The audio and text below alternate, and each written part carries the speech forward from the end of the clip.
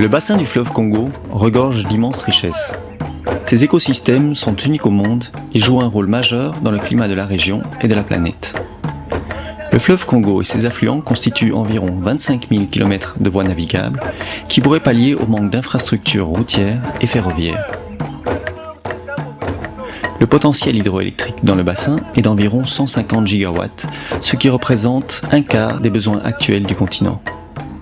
Enfin, les eaux sont utiles à toutes les activités humaines, que ce soit l'approvisionnement en eau potable, l'agriculture, la pêche, les mines ou l'industrie. Cependant, ces atouts sont sous-utilisés. Le transport fluvial reste faible à cause de difficultés de tout ordre, la pêche demeure artisanale avec des méthodes parfois destructrices et les pays ne disposent pas d'assez d'énergie pour se développer, faute d'hydroélectricité suffisante. De ce constat, les chefs d'État du Cameroun, de la Centrafrique, du Congo et de la République démocratique du Congo ont senti le besoin d'agir en commun et de créer la Commission internationale du bassin Congo-Ubangi-Sanga, la CICOS, afin de promouvoir le transport fluvial dans un premier temps et la gestion intégrée des ressources en eau du bassin dans un second temps. Aujourd'hui, la CICOS mène de nombreux projets pour la facilitation et la sécurisation du transport fluvial, que ce soit au niveau de la réglementation, de la production d'informations ou de la formation avec son centre régional, au CEFERNI.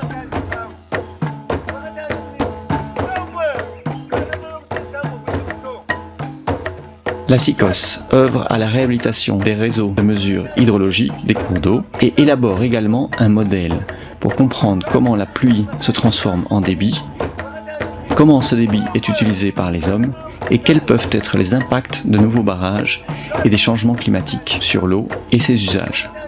La CICOS élabore aussi une grande étude pour définir comment l'eau doit être utilisée ou préservée dans le bassin du Congo. Ces outils doivent permettre aux décideurs de mieux planifier les grandes infrastructures hydrauliques envisagées dans un contexte de variabilité du climat.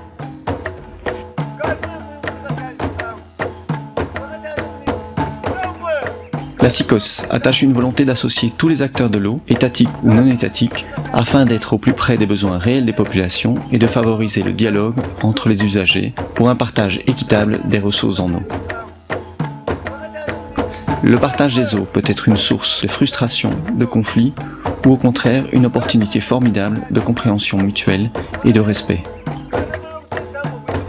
On dit que la richesse de l'Afrique ce sont ses enfants. Alors, avec l'aide de la CICOS, mais surtout en agissant chacun à notre niveau, donnons-leur un bassin qui soit développé, sain et en paix.